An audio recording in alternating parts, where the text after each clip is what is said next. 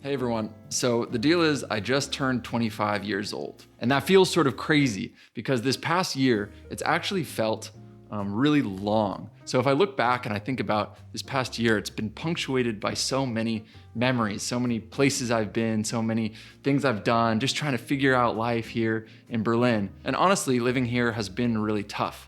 Like my first job out of college is hard work, at least it has been for me. And it's also just moving here and living in Berlin without knowing many people when I started. Like that's been tough, just making all new friends, finding community outside of work, all these types of things. But it's also the life that I wanted. I wanted to move somewhere where I didn't know anybody. I wanted to work for a company that's like doing important things. And with that, there comes some intensity, some drive. So as much as it is tough, it's also exactly what I signed up for.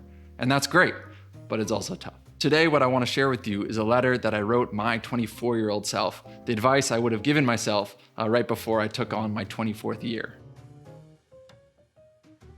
Dear Ian, my first piece of advice, make active plans. People are going to invite you to a lot of things that basically mean you go and you sit down and you eat and you drink. That's fine and good, but the best plans are the active plans. Actively make plans where you're skating, where you're running, where you're walking, where you're seeing something new and making something happen. Being active is so much more fun, and you want to find friends that also feel the same way about that.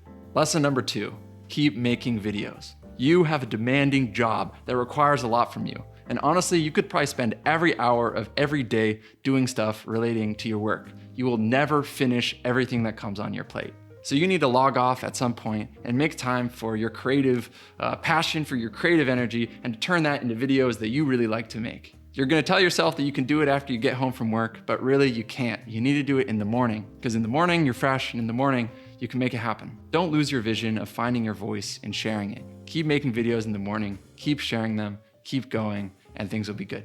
Lesson number 3, be happier with less stuff. You are surrounded by a whole bunch of people that work in tech and have nice things. You want that nice bike. You want a nicer bed that you didn't get on eBay. You want a notepad that saves your meeting notes, that syncs with everything and is perfect.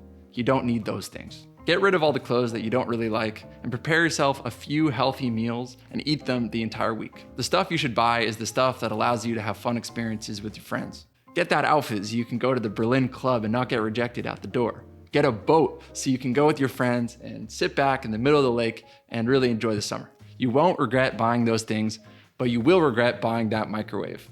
Lesson number 4, do the thing. You'll notice that people around you spend a lot of time talking about doing things. They talk about the camping trip that you guys should go on. They talk about the salsa class that you should go to at some point. They talk about the email campaign that you should send. My advice is to be the person that does the thing. Take the first step, write the first draft, look into it, make the plan. Be a proactive person and you'll waste less time thinking about things that are gonna happen that actually don't. And the last rule, number 5, be more honest with people. You are somebody that likes to make people happy and you don't like having tough conversations. But honestly, when you live like that, it means you can bury your feelings sometimes and this can make you upset. You'll feel like there's a big elephant in the room, something that you want to say, but you feel like you shouldn't because it'll make someone else hurt. The honest reality is that you need to get over that and say how you feel. Let people know when you're upset. Let people know when you appreciate them, when you like having them in your life, because those people are sort of rare. When you see somebody and you want to get to know them better, when you want to ask someone out on a date, you have to just say it. Go up and say it. You may get rejected, but you won't regret it. Be more honest with your friends, with your colleagues, with yourself. Don't bury your thoughts. Those are the 5 lessons. Now go make stuff happen. Much love from your future self, the 25-year-old Ian.